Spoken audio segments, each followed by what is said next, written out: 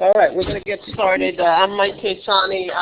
I'm going to talk a little bit about e-books, and the title of this presentation is Not Your Father's Textbook, and I'm going to show you some things that sort of are just on the edge of happening, and I think that in the next few years we're going to see a complete revolution in what happens with textbooks in particular, and I think that's welcome on my campus because I know my bookstore is a profit center. They charge a minimum of 35% markup on textbooks, so they're looking at it as a way to make money.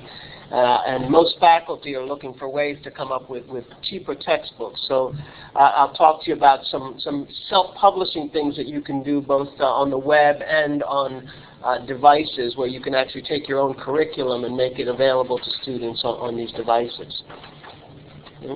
So I'm going to focus on the Amazon Kindle and the Kindle Wi-Fi. I think the Kindle Wi-Fi, the current version, is about $139.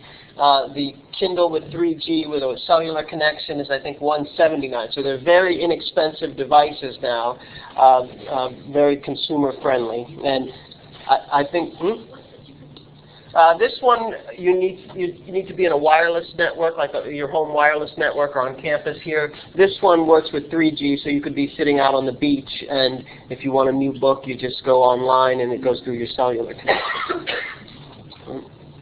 All right. And then Barnes & Noble, they have the Nook, and more recently the Nook Color. And the Nook Color is actually running Android, so it's running, I think, Android 2.2. And there are already people who've enabled some of the Android features on it. So as shipped, this is a Barnes & Noble product. As shipped, it only is an e-book reader, but because people have gotten in and enabled some of the Android software features, they've been able to get other things working, and so you're probably going to see more and more features, and that one is probably going to become more tablet-like rather than just a single-use product or single-purpose product. And then this is the Apple iPad, and so there are other readers as well, but I think that those are the big three that I'll focus on. This is a multi-purpose device. I think I mentioned the Kindle already. The Kindle sold $8 million Kindles last year since they launched that Kindle, and Amazon is saying it's their biggest selling product ever. All right, so in spite of the success of the iPad, the Kindle has been very successful, and in fact, what Amazon is saying is they're finding people that are buying both. So the Kindle, because of the $139 for the Wi-Fi version, it's become a companion product to the iPad. So people have both an iPad and a Kindle. And one of the reasons why that's advantageous is because the Kindle, Amazon has created a Kindle app for the iPad and the iPhone.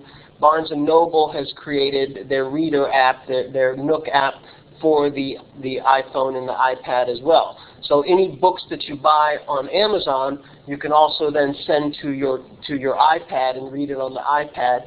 And all of these readers now have, Amazon calls theirs WhisperSync, but they all have a similar technology. So for example, if I'm on the Kindle and I read and I get up to a certain spot on the Kindle, and then I come back later, I'm at home, I pull out an iPad and start reading the same book on the iPad, it will go on the network, it will figure out where I stopped reading this one, and it will update this one. And then if I'm in the grocery store and I'm standing in line, I pull out my iPhone, I read a few pages on the iPhone, then go back to my Kindle later, it will sync again to where I stopped reading it on the iPhone. So all the devices stay in sync. The color on the iPad? Yeah, on the iPad, again, iPad has its own, Apple has iBooks, their own dedicated ebook reader. That one supports color and it supports audio and video, so you can embed audio and video in an ebook.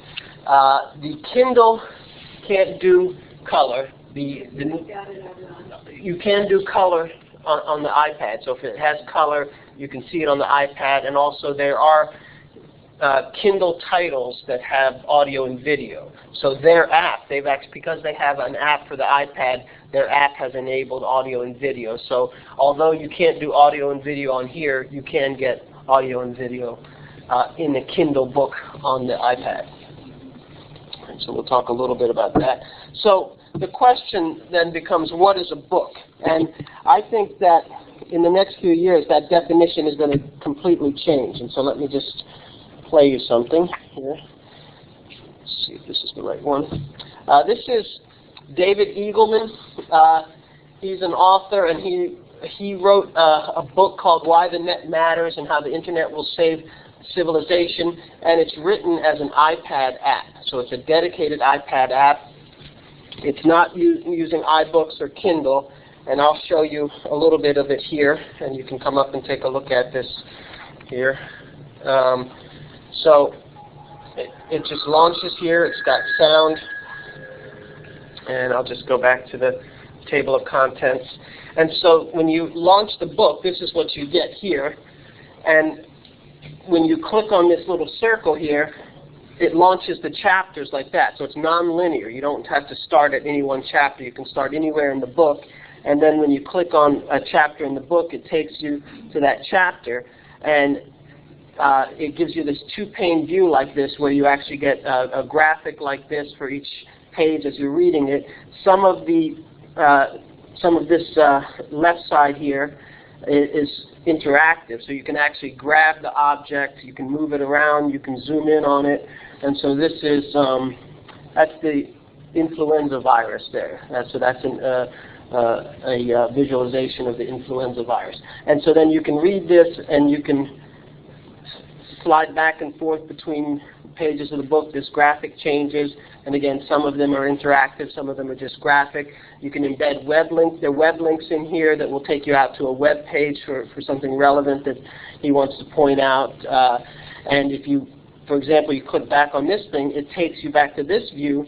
And what this is now not that view with the circle and the chapters. This shows you related content in other chapters, and so shows you where the connections are to other chapters within the book. Do you have any idea of the accessibility for a screen reader with this type of reading experience? This particular one, I don't know. I don't know about this one. There are the Kindle supports voice, so it will read to you. I'm not sure if the Kindle app on the iPad will do that. Because with some books that are like EPUB books, whether it's HTML5 or it's PDF, you know, those things are easily read, but this kind of goes into a whole other direction. Right. That's not really right. a program. Right, and that's an app that was a custom app developed for that book. So there's no reason, as that becomes more mature, that they couldn't build in the accessibility into an app like that. Right? But can you for this one? It's a good question. Let's see. Let me bring up. Let's see. There is a extra. Not sure if this one. All of the other readers will allow multiple sizes, but this is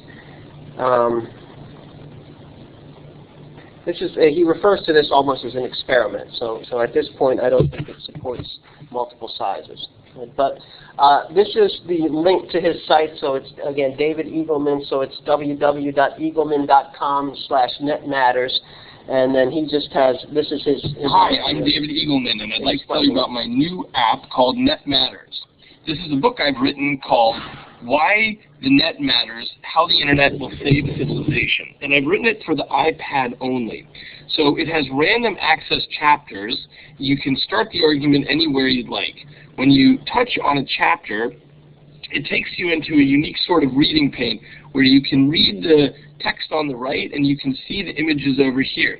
Now if you want to get rid of the text for a moment to get a better look at the image, you just hit this button over here and that gets the text out of the way, and then you touch it again, you tap it to get the text back and you can read it. Now to turn the page, you merely push the text over and then you get to the next page. Now what we have here is a 3D model of the Roman Colosseum, because in this chunk of text what I'm talking about is the collapse of civilizations. So you get to interact with the figures and really get a feel for things.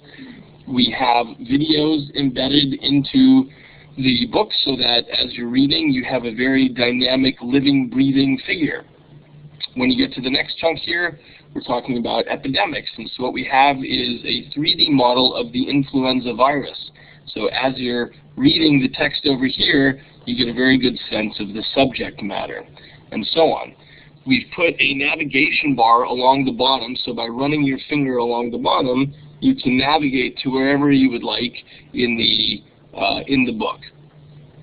So, let's say you're reading a chapter, and you get a little, you get a sense that you want to get the big structure of the argument. Well, if you press this icon in the upper left corner, what you can see is an outline of the structure of the argument. You get to see where everything is going, and that lets you figure out exactly where you want to zoom in on the next part of the chapter, and you can zoom in and see what's going on there. There are also drill downs on many of the pages here, so if you press the drill down, you get more information about some particular topic. If you zoomed out into the outline of the chapter like this, and you press the icon in the upper right again, that takes you back to the beginning. So that's the app. I hope you enjoy it. Please give me feedback and come to eagleman.com/netmatters to discuss the ideas and argue about them on the forum. Thank you very much. So hi, I'm David Eagleman, and I'd like to tell you. This is Alice in Wonderland for the iPad, and so take advantage of the accelerometer and the sensors in the iPad, so there's more people that do it quick, and then you move things around and interact with the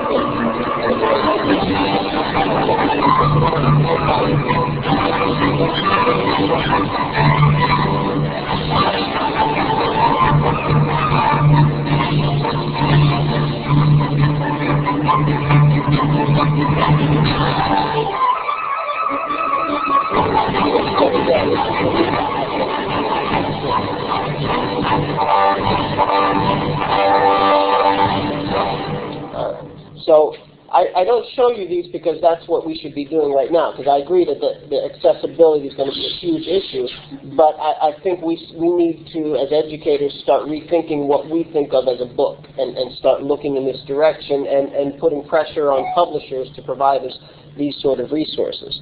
And again, accessibility should be central to these because that's going to be an ongoing issue. These images and animations are like PowerPoint and or Flash or something like that? Well, they've created, I think that one is using a tool called Iceberg. So it's creating a custom application out of a book, and it's using, I guess Alice in Wonderland it might be public domain now, so that's why they're able to use that one. But those are custom iPad applications. You're actually building an application, and so it's not a reader that then has access to multiple books. It's just a custom application for a single book. Right? Now, the file format I'll talk about the most is the EPUB file format. And so EPUB is an open standard, so it's a free open source standard, and there are many different devices that can use EPUB. And so the iPad is one of them, so the iBooks application uses the iPad. It's not like PDF because where PDF gives you a very fixed output, and that's one of the beauties of PDF is it keeps the integrity of your document, and that's one of the things we like about it. Well, here, if you want to change your text size, if you want to flip the device and have it switch to 2 pages instead of 1 page, PDF doesn't do that well. So EPUB does that well because the content will flow. It will change depending on how you like it out, how you lay it out. All right. So this is I think the most popular one, and so we'll talk about that one. Mobi is another one, M-O-B-I. Amazon uses Mobi files, but when you publish to the Amazon site, you can also use EPUB. All right. So devices that use the EPUB, the iPad, the iPhone, the iPod Touch, the iBooks application, those are all EPUB files. Now, if you create your own EPUB file, which I'll show you how we can do that, and then you put it on an iPad, it's basically a file that you can do anything you want with. So you could put it up on your faculty website, have your students download that, put it on their own devices. They're free to do that. If you go into the iBooks store and buy a document or buy a book, it's an EPUB file, but it's protected with digital rights management, so you're not able to share that. But again, you're not limited if you're creating your own and just sharing it that way. Android can read EPUB files. The Nook, the Sony reader, can read EPUB files, and the Kobo reader, this is Borders, I think.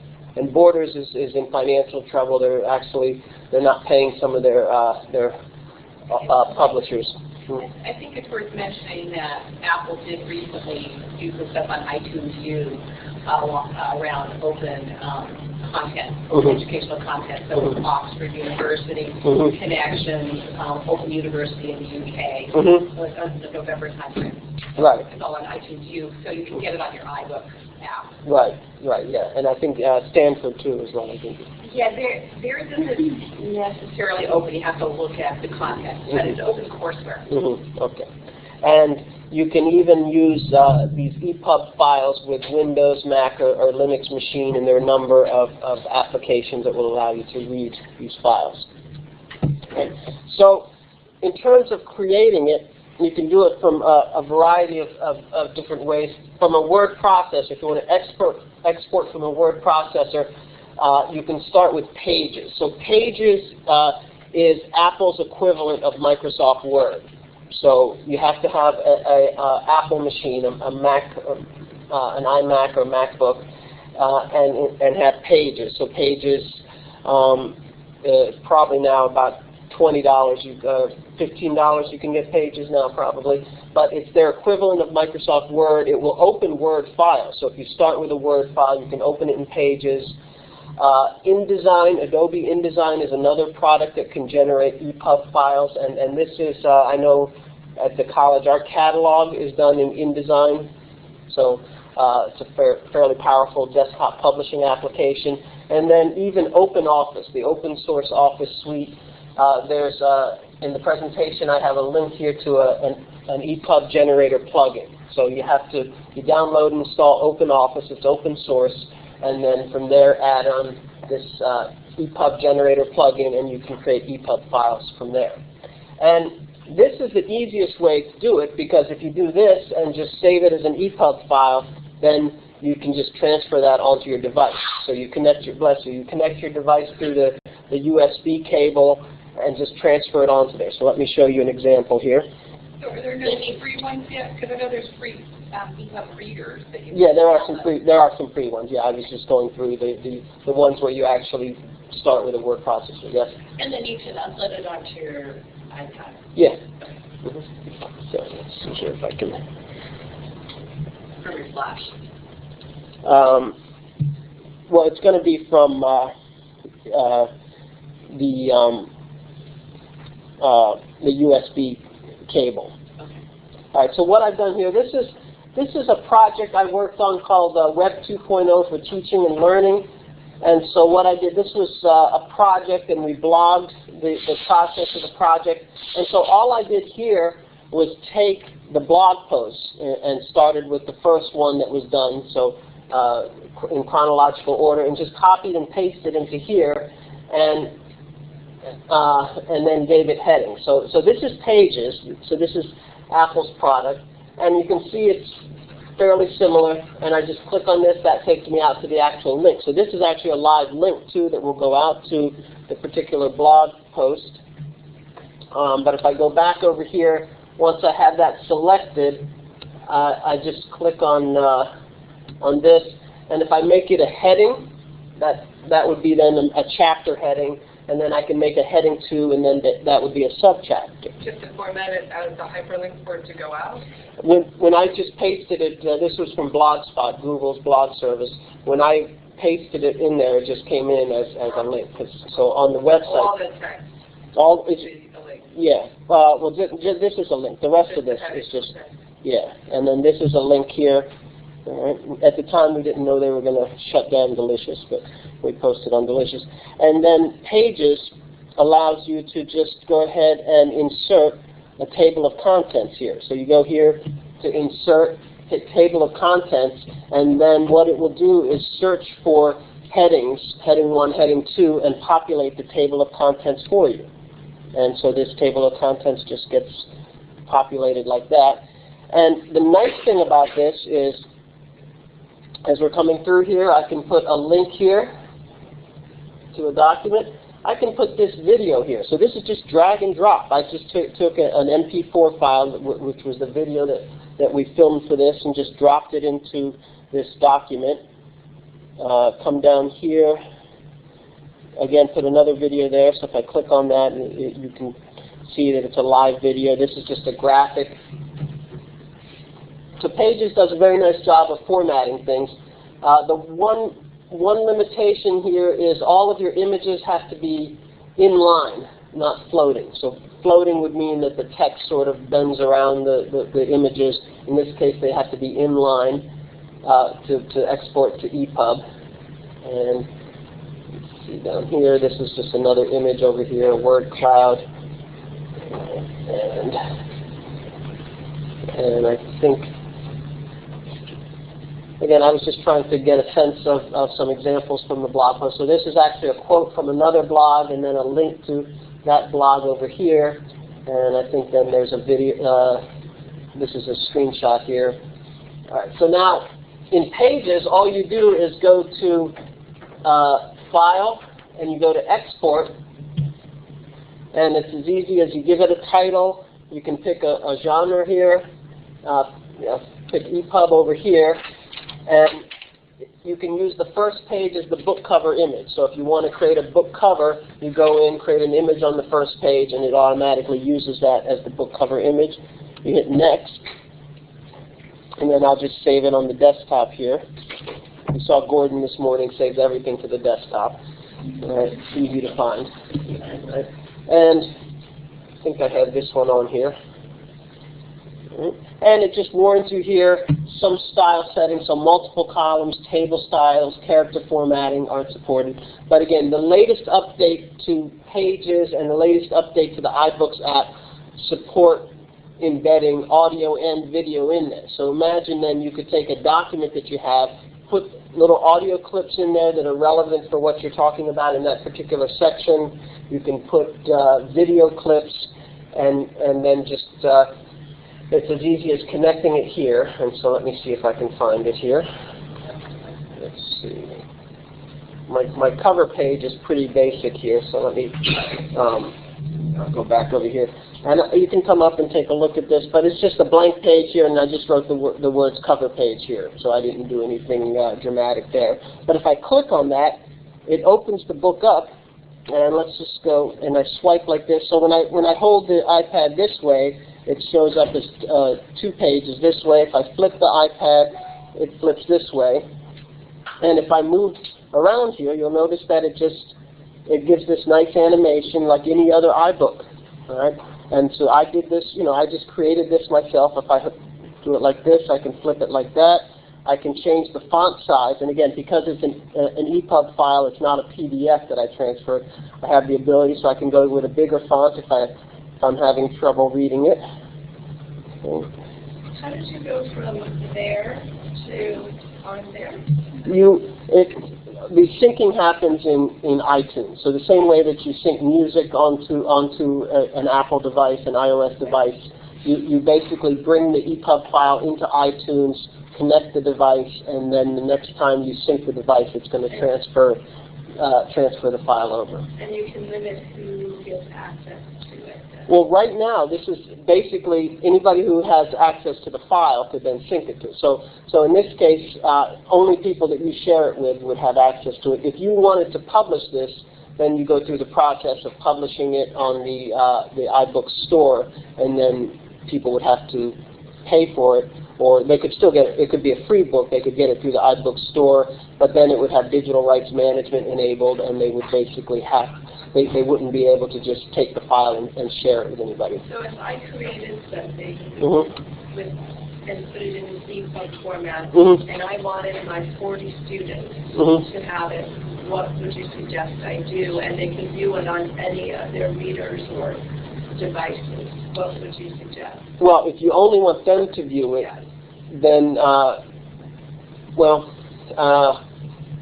you only want them to, you could put it behind a password, but then there's nothing that would prevent any of them from sharing it with one of their friends.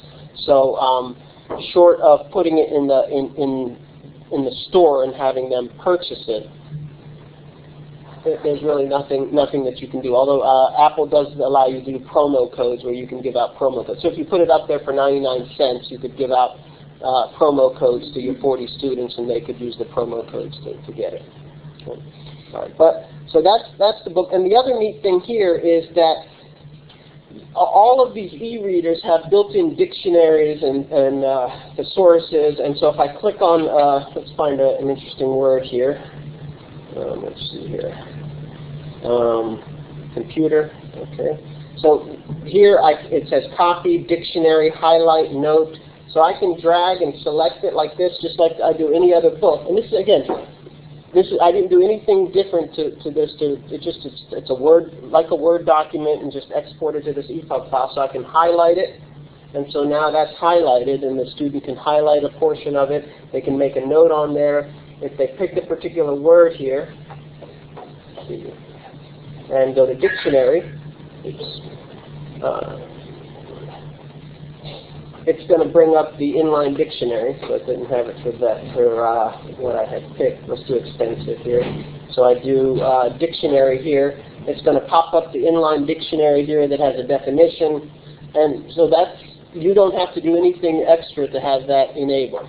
So it's right there. So to the student, other than the quality of my writing and the videos and how it's formatted, it looks like a professional book that they would get through the store. And the videos, if I come over here, this is an interview with an English faculty member. You can click on that. It's going to play it right in line there. I also have the ability to click on expand here, and I can rotate it, and I can even look at the video full screen. So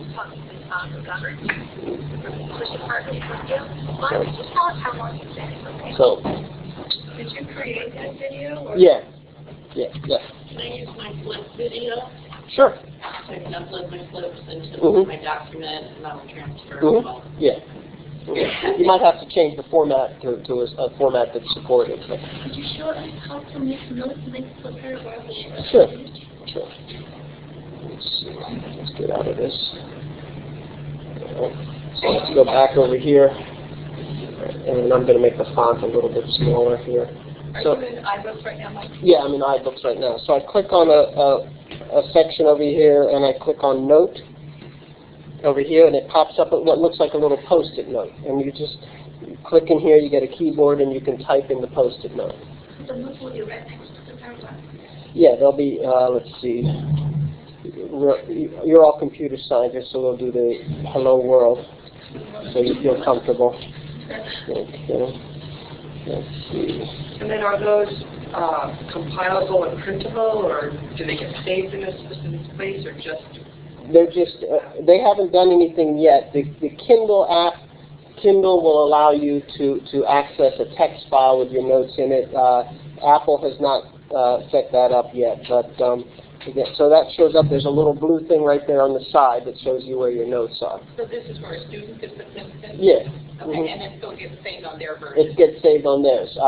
The Kindle app has a very interesting feature, and I don't know that you want students doing this necessarily, but if it's something that's in the Kindle bookstore, you can actually enable it so that other people's highlights and notes are enabled. So you can see what sections of a book other people are highlighting, what notes they're putting in the book.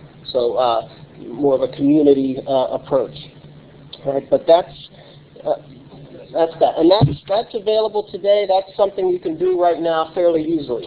Right? I have a quick question. Maybe we're getting to this in a minute. So you're putting this out there for your students. Are you planning to make that available to other people on a more open basis, like other educators?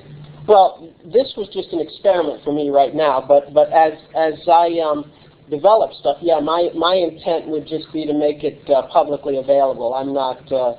We're talking. We have through the center, we have an old standards and protocols book that was never published. So we're talking about taking that book, adding some additional multimedia content to it, and then making it available in this format. And when you say making it available, there's two pieces. One is making it physically available, and then the second one is making it available through a license that allows other folks to get in there and reuse it like a GPL, yeah. Well, somewhat been Creative Commons. I think we would probably do both. We would probably make the physical ebook available, and then we probably would take the content itself and make that available so that if people wanted to update it and share that back to the community, that would be an interesting approach. So I think we would probably do both approaches. Yes. I've got a comment here. It says, I love the Kindle, was wondering could be included in LMS for online courses. Could the Kindle be? You could include, for the Kindle, you could include MOBI files and PDF files. So a student, if they have a Kindle, could put those on their device. Again, that would probably require a learning curve from some students. Not difficult, but it's not trivial. They also, I'll talk about it in a bit, but Barnes & Noble, the Nook, and Amazon have both enabled sharing as well. So you can take a book that you own and share it with somebody, and so you might start to see libraries at universities and colleges start to do that. So if a student comes in and says, I want to check out this book, they can do it digitally. The Nook, for example, is 14 days, which I told some students that, and they say, I don't read that fast. I need more than 14 days for a book. But what happens is it's just delivered to your device wirelessly, and then after that 14 days, it just disappears. Okay, manufacturer dependent. Yes. They were also asking, are you familiar with Lulu Publishing? And if so, what do you think about Lulu? Lulu is at the end of my presentation, so I'll get to that. What's the difference between having this material on a DVD and you put it in your computer, a desktop, or back and forth to this instant? Well, with the ubiquitous wireless connections, and Gordon talked this morning about the increasing speeds and the wireless broadband, I think DVDs are going to go away. And so I think you already look at the Netflix model for movie delivery. All right, they're banking everything on streaming, I think, because it's cheaper for them to be able to stream the content instead of mailing it out to people. So I think this will become the preferred delivery method. You're still going to have people who need a DVD and need to be able to do that, but again, there's no warehousing, there's no copying. Digital content really lends itself to sharing very easily. Right. So the other tools, InDesign and OpenOffice, again, will do the same thing. And again, the advantage of these is these are actual word processors where you actually create the content and just export it to that EPUB format. And OpenOffice will also open Word files. So again, Word is probably the most common that you're going to find, but both Pages and OpenOffice will open those files as a starting point. If you want to create EPUB files from scratch, EPUB is a little bit like XML. It looks a little bit like XML. So if you want to do that from scratch, Sigil is one tool that will do that, and that one will also allow you to open an existing EPUB file and repair it or make some fixes to it. So that's probably a nice tool to have.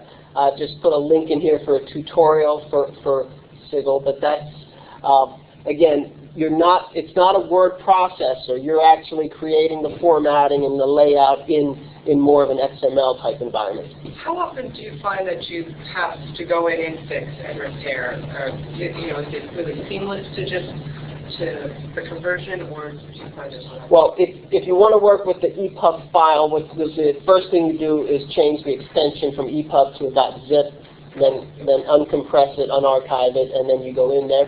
And I mean, I haven't played around with going in and trying to fix anything in there. What I've tried to do is, it's so easy to export it. I go back to the original document, make the fixes in there, and then do the export again. So the conversion is pretty seamless. Yeah. Nice. Yeah. Okay. Yeah. Again, if I don't have to look at code, I don't want to look at code. I'm a mechanical engineer by training. All right. There's also eCub, which is another tool for creating EPUB files from scratch. You can see more. There's a couple links I have down here.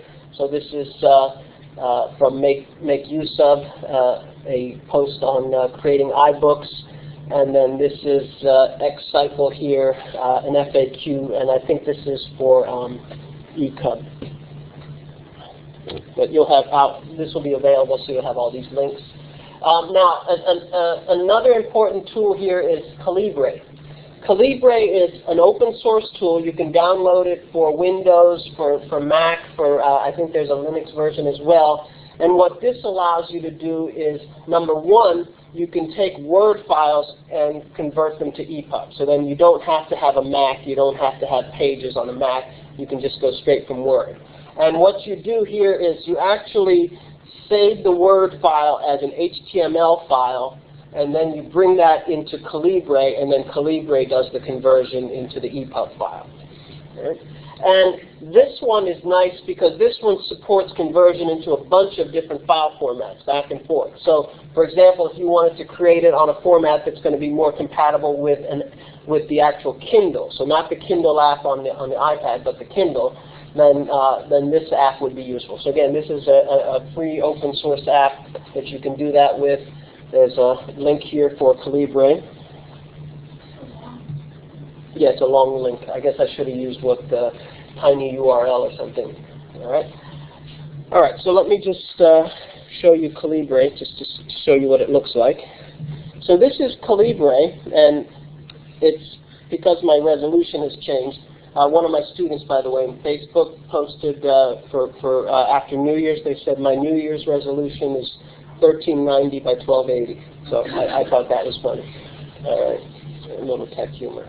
All right, but what you do here is you actually just go in and you open or add books from a directory. So you start with Word, you save it as HTML, you bring it into here, and then once you have it in here, then let's see which is the right button here. There's a button here that you can just go and take a book and then generate the EPUB file from here. So let's see, convert books. And so if I click on convert here, let's see. So you see here I can do, if I have a bunch of books I want to convert. So let's say you have all of your weekly assignments and you want to make all of those just individual books instead of chapters. You could just load all of those in here and just export them here. And so you pick the output format over here. So you'll see a ton of different output formats that are supported here. Mobi is a file format that will work on the Kindle. PBD will work on some readers. PDF, again, is a fallback, but in most cases you want to avoid PDF. You can do some customization here. Can you go open the output format again?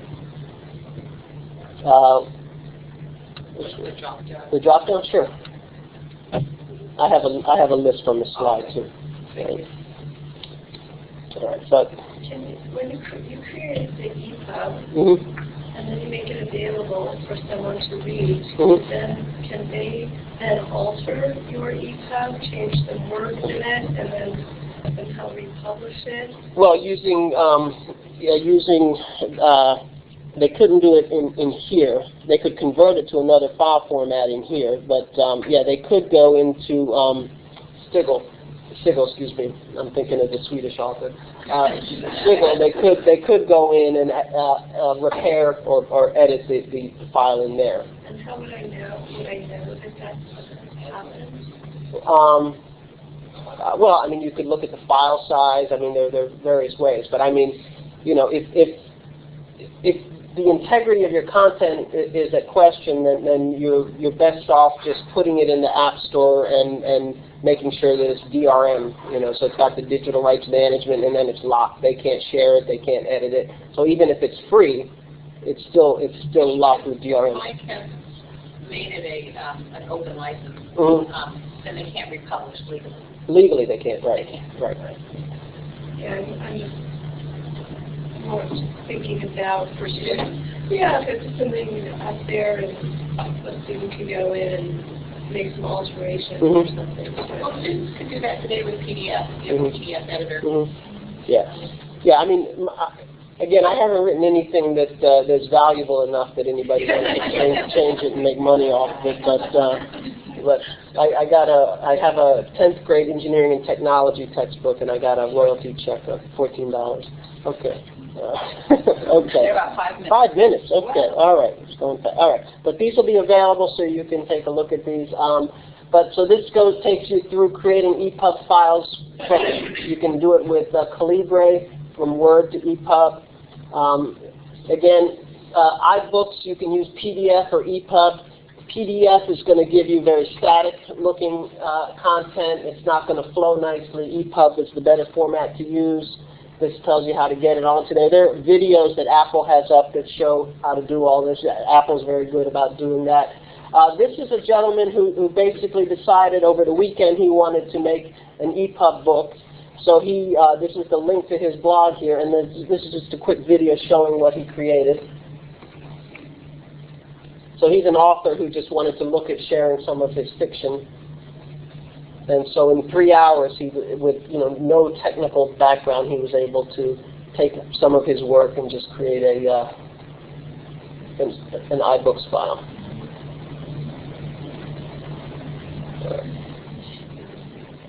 And the plan this summer at the High-Tech conference that you saw, this will be in San Francisco, but is to do submit a proposal to do a hands-on workshop in a computer lab where you can actually bring some of your content. So bring a USB drive, and then we can actually experiment with building EPUB files like this.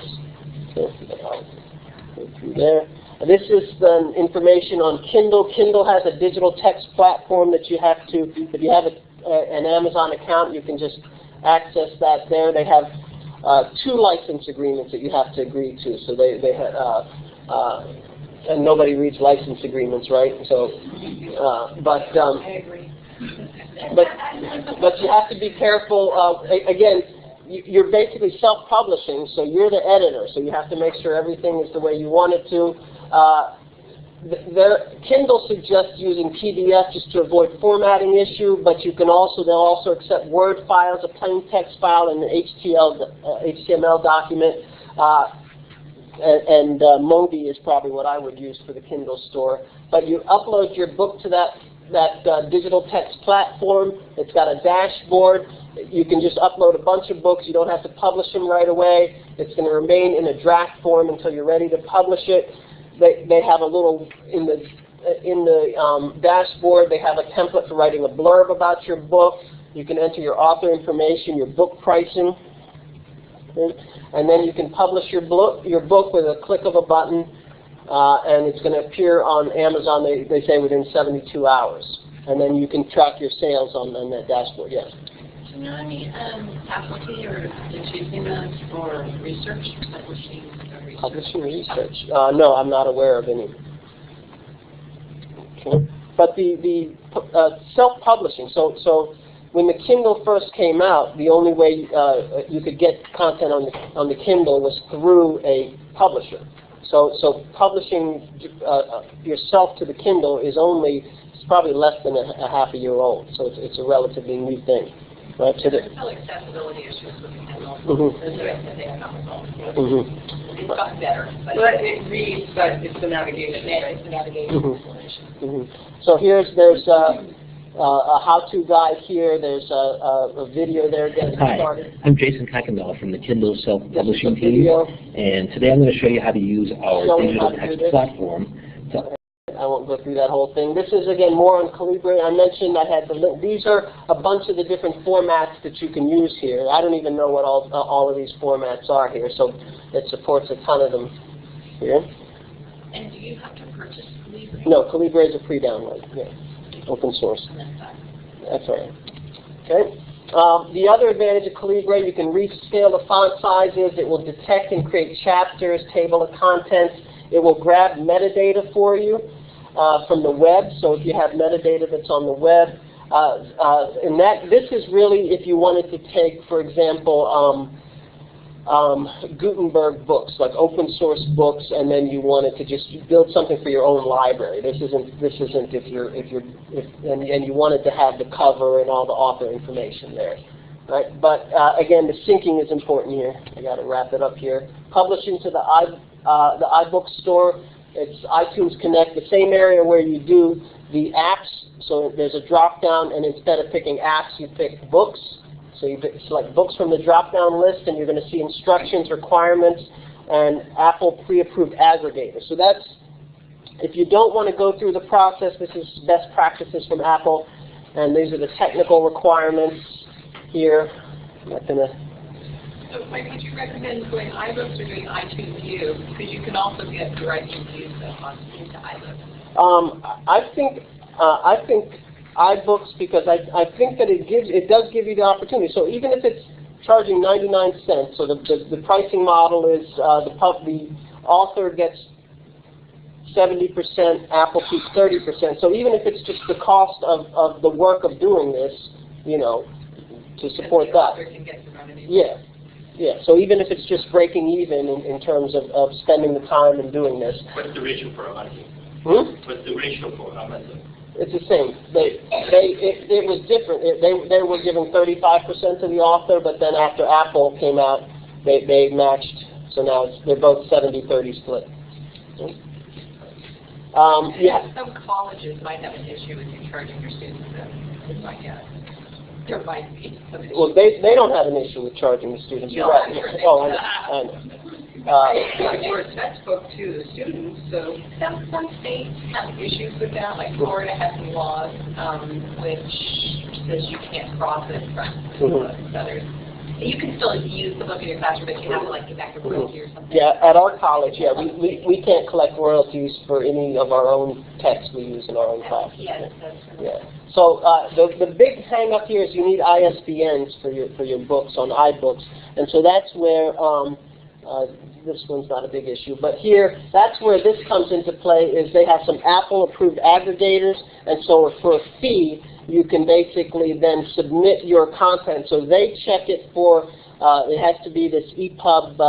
There's a certain EPUB 1.05, I think back here, EPUB 1.05 check that it has to match, and so they will check that. They will check everything with you, and they take a little piece of it. And so some of these aggregators, it's a one-time fee. Some of them are taking a percentage of each sale, so it varies from one to one. But they will handle the ISBN. They'll handle submitting it to the bookstore, and then rather than some of them, I think the check will still come to you. Some of them, Amazon pays or Apple pays them, and then they pay you. So it varies from one to one. That's fine. Yeah. Okay. And this is the lending. So this is Lend Me on the Nook, and this is a CCNA Cybex book, and that's if somebody wants a loan, I can loan it to you for 15 days.